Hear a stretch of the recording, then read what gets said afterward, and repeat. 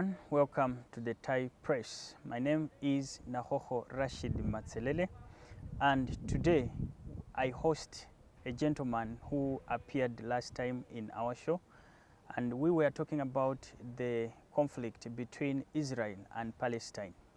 And he gave us a brief background about how that conflict evolved from a religious perspective and how it assumed a political perspective.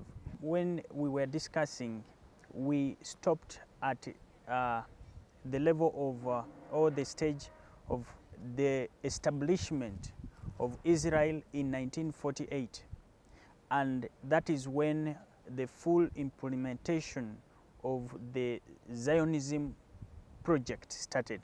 We want now to know what happened after after the establishment of the Israel state by the Western powers. What happened? What are the events that followed? And how did we arrive at the stage that we are in today, where we see that the conflict has now reached at a global stage where different state actors are now coming in. Before we continue, don't forget to subscribe, share, and comment. We want to also hear your feedback. You can ask questions, you can comment, and also bring in suggestions. The gentleman I'm bringing to you is none other than Mr. Elijah Eriga, who is an expert in international relations and is a member of the Uganda Council of Foreign Relations, working under the Ministry of Foreign Affairs. Please, you can say hi to the viewers. Thank you so much for hosting me again. I'm glad and honored to be here to continue with this discussion. As the host has already introduced me, but I can also reintroduce myself. Yes, Regan Elijah Eriga, a member of the Uganda Council on Foreign Relations that deals more with international relations, foreign policy, peace and security. And I'm very glad to be here again to discuss this topic because it is one of the things that we are looking at the Council. Okay. Last time you told us that Israel was established in 1948. So 1948, what happens after? So I remember in our last discussion, we talked about the UN resolution, of course, that finally established the Jewish state of Israel in now the land that was now known as Palestine.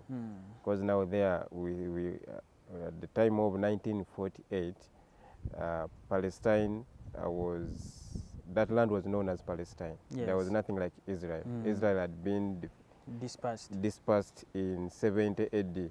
So now that is now like over 700 years. The return of return of the Jews. After now, what happened in World War II when Hitler was killing many of them and killed them in millions. So now nations, the Jews the Zionists who started up, the people who started up the Zionist movement are like, one, we cannot be safe anywhere. We need like our safe haven. We need to be in a place that we can protect, where we can do anything possible to protect ourselves in that home, and also to protect ourselves worldwide, anywhere we are in the world. So when they were established that day in 1948, of course the following day there was the Israel-Arab War. Okay. So that's when now Arab nations, Palestine and others come together now into that war. So who were the main actors spearheading the Arab War? Of course there was Egypt, Lebanon, Syria, so those countries. So those countries, I'm looking at the key players at that time. Because now like a country like Syria was occupying the Golan Heights. That is, it was a territory that was taken later away from it. We shall talk about that later. But those were key players. So they mobilized, and other Arab nations did. Others supported politically, militarily.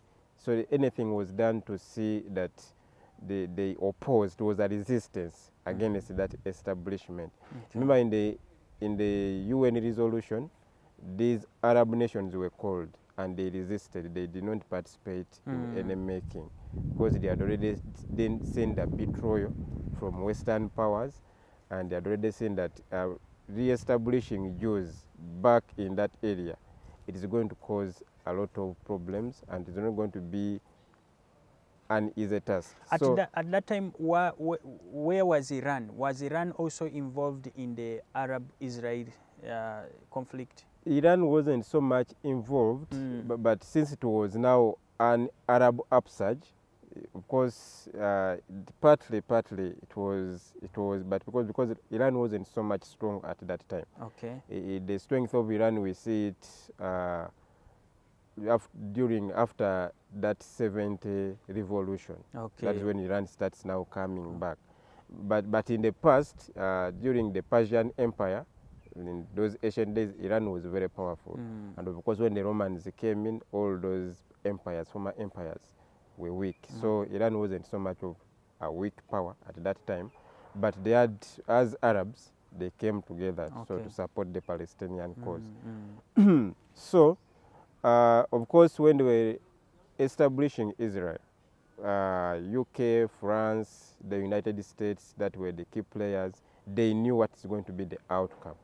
So they empowered Jews or Israelis at that time. They gave them weapons, everything from the sea, on land, everywhere to fight the Arabs. And of course, as the Arabs revolted in support of the Palestinian cause, because the USA being a military power at that time, and now UK, Britain, which was colonizing that area at that time, with powers like France, of course the Arabs militarily, they were very weak. Okay. They were very weak, though they united under their umbrella, but they were very weak, so they were defeated. And the Ottoman Empire that was under Turkey, it was now also like weak.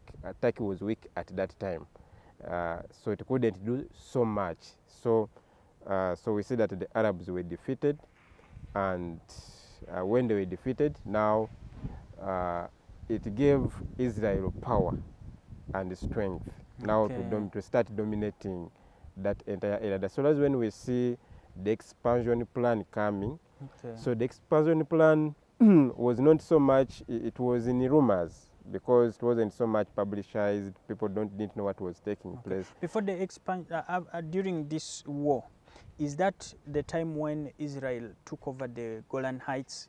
No, that one it had not yet taken over. Now, after when the Arabs were defeated in that war, I remember Egypt at that time had sent soldiers to go and fight in that war. And that time we saw a young man called Nasser at that time. He was in the army. Okay. So part of the things that led to the fall of the monarch, the Wafad party and the king back in Egypt, was because of that war.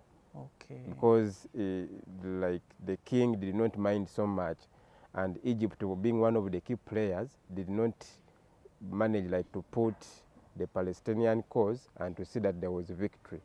So we see the rise of people like Nasser in Egypt Abdul now. Nasser. Abdul Nasser. So when Nasser comes, of course, he had the Palestinian cause at heart and wanted to do something. So he starts reorganizing the Egyptian army militarily, and he goes to the Soviet Union. The Soviet Union that empowers him now to start building a very powerful air force at that time, missiles, what. So we see that under Nasser, Egypt is now rising. After the 1948 war? Yeah, 48. Was this war, when it ended, was there a sort of agreement that was signed between the two parties?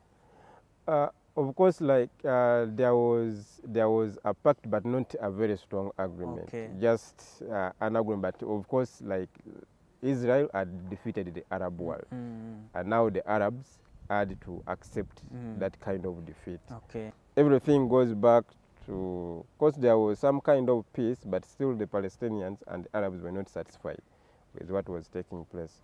So now Egypt comes into the play. Now where we see now Nasser had made sure that militarily Egypt was strong. And then politically they were also now strong because they were influencing policies in the Middle East, Egypt at that time. So now we see the second war coming in 1967. 1967. Yeah, 1967. Now, before 1967, I want to also know, now when the war broke out, who were they in charge of Palestine? Before the war broke out, because now like the people who were governing Palestine were the British. Okay. Yeah, because now that was the British territory. Oh, okay. So Britain was in charge. Britain, I think Britain, France, they were in charge. That was their territory. Okay. So during the establishment, of course now Britain was very weak. And at that time, like, Britain was now giving independence to countries under the Marshall Aid Plan. One of the things that had been suggested in the Marshall Aid Plan, that if we are to give you money to reconstruct your economies and your societies, you must agree to the terms of like allowing self-determination of all your territories. So Britain was already weak, but now in that kind of confusion, that's when like Jews who were now in America, Europe, they now took that advantage that in case of, they wouldn't like to see like Palestine getting independence, you get, from the British.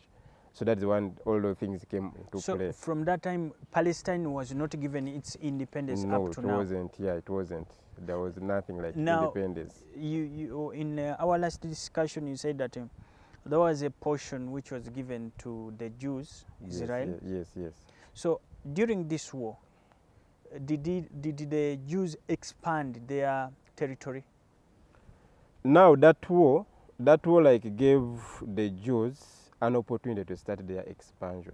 Okay. Because now they knew that now the Arabs, the Palestinians, were weak militarily. They couldn't do like anything. So that's when like those forceful occupations started in the Jewish society, and also like now most of the Jews are now joining the army.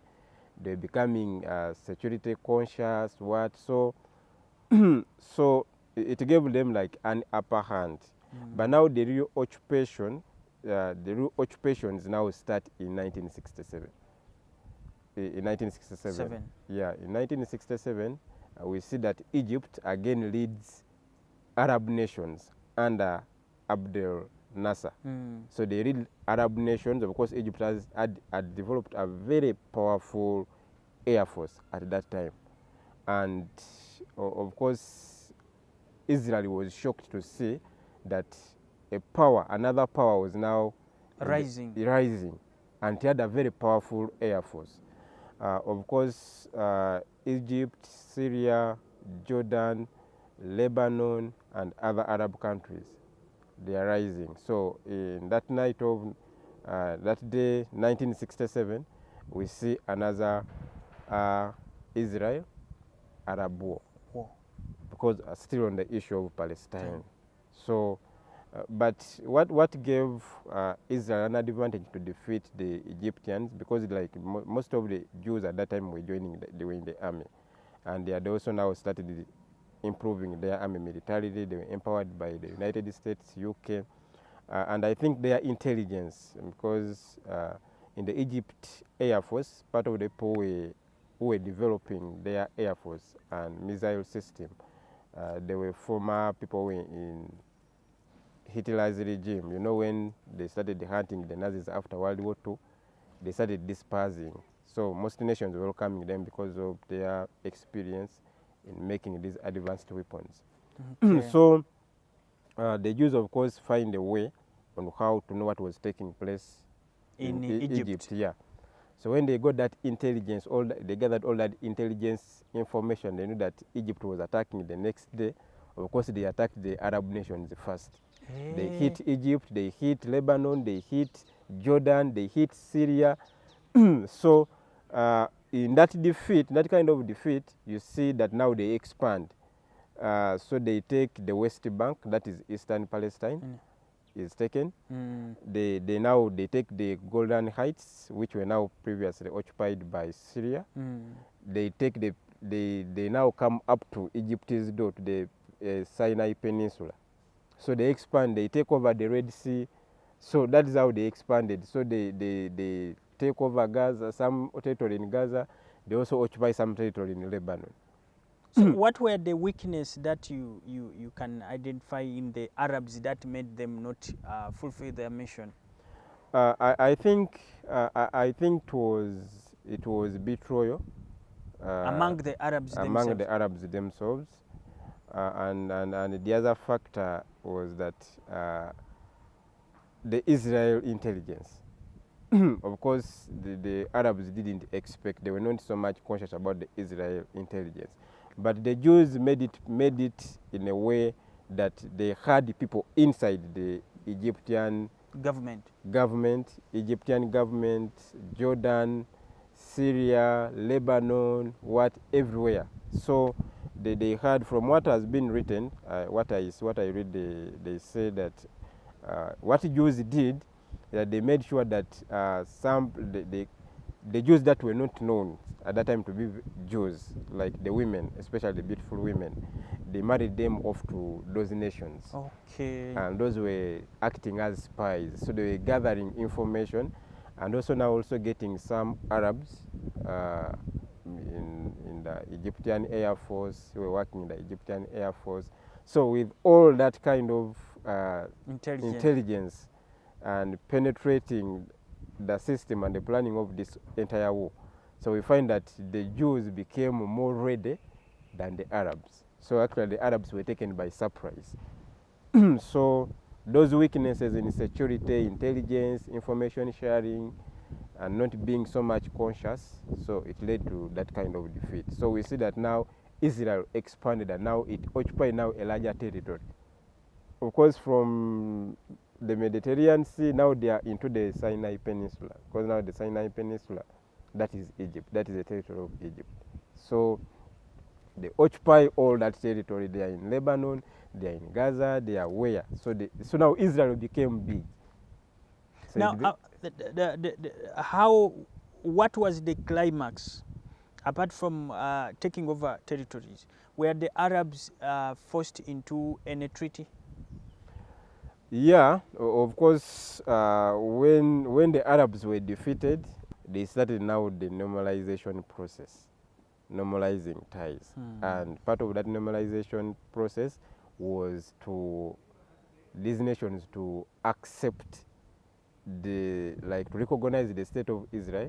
Jerusalem was divided into two, East and West. And Israel had occupied a very small part of Jerusalem. So after 1967, during 1967, that war, now Israel takes both East and West. Jerusalem. So it is controlling the Temple Mountain, it is controlling all those religious sites and everything. So it is controlling Palestine, but it was not, so partly it also occupies Gaza, but with the normalization process, so they started withdrawing from most of these territories. So in that normalization process, of course, they signed an agreement with Egypt. And that agreement, of course, Egypt takes back the Sinai Peninsula and some parts of the Red Sea. The Golan Heights remain in the hands of the Israelis. In the hands of the Israelites. Like, they did not give away the Golan Heights, so they didn't.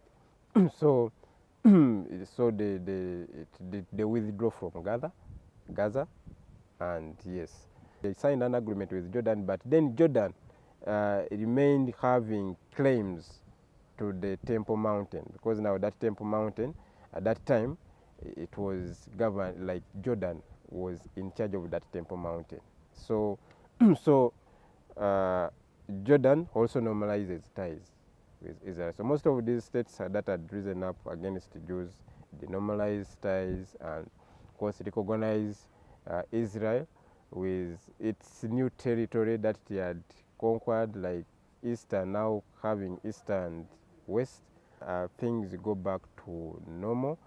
And yeah, the Arabs again defeated in the second. For the second time. Yeah, for the Now, second time. what happens to the Palestinian cause? Palestinians are dissatisfied. They want back their territory. They want the Jews out of that territory. So that is when we start seeing now factions coming, political groups or political factions. The first one was Fatah. Of course, Fatah also, it becomes a very powerful political group in Palestine. And from Fatah, then we see also like PLO under Yasser Arafat coming in. And of course, Yasser Arafat, I think he was able to convince the Palestinians for his cause, and also he was able to convince the Arab world to come and support him.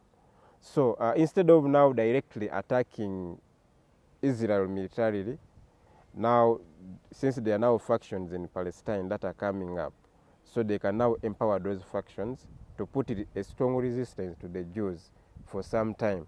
And it is going to give Israel some kind of, it's going to give it like a hard task, because now these are factions within the people that you are controlling. And they are very powerful, they are very strong, and now people are supporting these factions. So we see that after 60s and the 70s, we start seeing the rise of PLO, Fatah. So how far did Yasser Arafat push the Palestinian cause? He is the person who popularizes the Palestinian cause within the Palestinians, and is seen as a very big threat to the Israel government at that time. So they see him as a very big threat, and even they tried so many assassination attempts on him, which failed. But then where Yasser Arafat was different from most of the groups is that he sees that one way is going to popularize the Palestinian cause is to shift it to Europe. Okay. So after seeing that he has been hunted by Jews, of course, like that time now Mossad comes into play, their intelligence powerhouse. So what he does is like, I will not put our cause when in this kind of territory, only focusing here on Palestine. So he shifts his activities to Europe. Why does he shift it to Europe? Because now Europe, it has like liberal ideas, liberal laws, you get. So he shifts most of his activities in Europe, where there were already Palestinians, because during that Arab war, where some Palestinians migrated, people who don't So how does he implement his plan in Europe? Of course, they were already students, Palestinian students in European universities. So it reaches out to those Palestinian students who now start the movement in European, mobilizing fellow Palestinians and Arabs and Muslims in those universities. Okay. So we now see now an uprising, people in Europe, especially more Muslims, Arabs, Palestinians, demanding and trying to put forward the Palestinian cause. So he shifts, and one of the students, the popular students, was called Abdallah Al-Franzi. So Abdallah Al-Franzi is the one who popularized the Palestinian movement in Munich, that is Germany. Remember, it was in Munich where Hitler declared the annihilation of Jews in Europe. So Abdallah Al-Franzi popularizes that movement. And of course, when Mossad saw that Arafat had shifted his activities to Europe, so Mossad also comes into action. It goes now to Europe to start hunting now the leaders of the Palestinian cause. By assassinating them? Yeah, and in that attempt, I think Al-Franzi, what the German government did to him, first of all, they put him to prison just for protection. Tell him, for you will be safe when you are in prison. But that is how brilliant Yasser Arafat was, and it came a time whereby the Jews had no option but now to start talking to him. Okay. Now using diplomacy. So now they started talking to him. Where was he getting his strength? Because we see that in 1967, the Arabs are defeated Yes. and weak. Yes. Israel becomes victorious. But again, there is emergence of Yasser Arafat coming in with the movement of PLO. Where does he get that strength to take his mission to Europe, to even force Israel to come in a diplomacy to have talks? Yeah. Of course, Yasser Arafat originally was loved by the Arab world. You get, because of his ideas, his strategies, and everything that he was doing was mostly he was celebrated by the Arab world. So now the Arab world, as I said earlier, like instead of attacking Israel directly militarily, we can support Arafat. We can give him the money. We can give him all the support he needs for him to carry on the Palestinian cause. You get, so it was supported by the Arab world, like Muslim Arab nations came in and supported him. They gave him all the resources.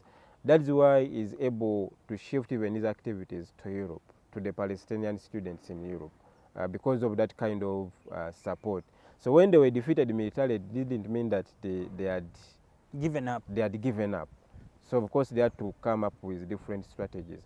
That is how Yasser Arafat comes into play, and because of his brilliant strategies on the Palestinian cause, so he's supported. And of course he's also supported outside the Arab world. He's also supported outside the Arab world. Of course, we meet people like Nelson Mandela. You remember Nelson Mandela? Because at that time also South Africa was facing apartheid. Of course, like Palestinians and South Africa, they have almost like the same history. So he's getting support even outside the Arab world. People are coming to support him, that yes, to continue his cause. So, but then I think part PLO as a movement also took like some kind of like an extremist part. Okay. And taking that extremist part, it changed the Israel policy on Palestine and Muslims forever. The situation comes in 1972. So in 1972, of course now the PLO movement had gained strength in Europe. And then in 1972 there was what we call in German the Munich Olympic Games. Okay. Munich Olympic Games were supposed to celebrate German, because now German had come out of the World War and was seeking now common grounds with all nations, and also now to be a venture of peace, stability, and it was also seeking reconciliation with the Jews. So of course Jews among the people who participated in those Olympic Games. And since now there was already a movement in Germany, so we see that during those Olympic Games, terrorists who at that time claimed that they had a link to PLO, they invade the Olympic Games and they shoot 2 Jews on spot, and also now abduct like over 13 hostages. So when the hostages were abducted, of course the Jewish state comes up with a plan to go and rescue the hostages that were abducted at that time. But then the German government couldn't allow like another state to come and do a military operation in their soil. Country. So it is left in the hands of the German police. So the terrorists defeated the German police. And of course there was slaughter and bloodshed. So to the government in Israel at that time, that was a humiliation, because one, they failed to protect their people. So we see that it shapes their policy forever. because now the one thing that was discussed, like Gentiles, because now for Jews, people were not part of their religion. They are Gentiles.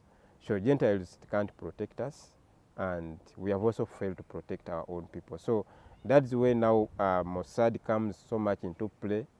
Now they resort now to targeted killings. So whoever was a threat to Jews, whoever was a threat to the establishment of the Jewish state in Israel, so they resorted to targeted killings. That's when now you see Yasser Arafat is enemy number one. They want to eliminate him. They don't want to do anything with Yasser Arafat. But because for him he was very brilliant and his strategies worked, so he survives most of these assassination attempts. So we see that situation shaped their foreign policy. It shaped the way they were looking at Palestinians. It became there were now so many targeted killings on leaders of Palestinian groups. People were supporting the Palestinian cause and everything. So, but Yasser Arafat was very lucky because he survived most of these attempts. Did Israel, Mossad, have a hand in Yasser Arafat's death? I don't think they had a hand, because they reached a time when now they left him, and they talked to him, they made an agreement with Yasser Arafat, and also now PLO started now agreeing to a two-state solution. So they left him, so they just left him. Now the problem comes in, that is 1987. The first Intifada, that 1987. That is the birth of another faction called Hamas. Oh, before Hamas, yeah, there is also Hezbollah, yeah, which also is from Lebanon. Yeah, Maybe we shall also talk about. Yeah, we shall also talk about it. Let's go to Hamas. Yes. Yeah. So Hamas comes into play at that time. But what people don't know is that the state of Israel contributed to the creation of Hamas. That is what most people don't know. And they had their reasons why they wanted Hamas to be there. Hamas comes into play first of all, before Hamas, it was just a charity organization. Hamas, before Hamas? Before recognized as Hamas, it was a charity organization. It had roots to Egypt, to the Muslim Brotherhood in Egypt. It had been established in Gaza as a charity organization. It had a name called Mujab something something, so charity organization. So it was seen as a charity organization, and since Yasser Arafat and PLO that time were threat to Israel, so the state in Israel supported Mr. Elijah. Yes. I want us to first stop here on the coming up of Hamas. Yes. And make it another episode, a special one. Okay. Dear our viewers, we have come all away from 1948. We see the first Arab-Israel war that was there immediately after the establishment of Israel in 1948. See the coming of the PLO, Yasser Arafat, and then he takes his Palestinian cause to Europe. Such events evolve until now the coming in of the Hamas. In our next episode, we want now to talk about the emergence of Hamas. How does it come up? How does it rise up as a strong movement resistance? And where does Iran come in? Then movements like Hezbollah, we shall also be talking about them. Thank you very much. I remain as Nahoho Rashid Matselele, and my guest is none other than Regan Elijah Eriga, a member of the Uganda Council of Foreign Relations. Thank you very much.